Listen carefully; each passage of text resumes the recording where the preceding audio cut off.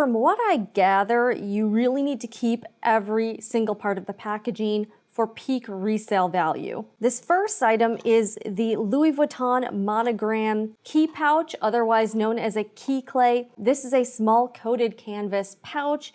It does have a leather backing on it, and then there is some hardware in terms of the brass zipper and then this little like carabiner clip. And from what I understand, you can clip this to your keys and then put your keys in here so that it doesn't snag or damage any of your handbag. You can also just keep your keys clipped to this and put little things like gift cards or cash in here. Now, this is a pretty basic item, and if you're not aware, I also have another channel called The Sewing Report, so I've done my fair share of sewing basic items like this, little zipper pouches. Obviously, there is a different level of construction when you're working with a thicker material like canvas or leather, but really the basic principles are the same. This is really not a like super complicated item to make, to be honest with you, and there's really no true lining on it. The fact that the zipper tape is exposed to me means there's really no actual lining. The raw seam is actually exposed. So I mean, it is finished fairly nicely. This is not like super complicated to make. Again, I do appreciate that there is a certain level of skill involved, period, to make these items,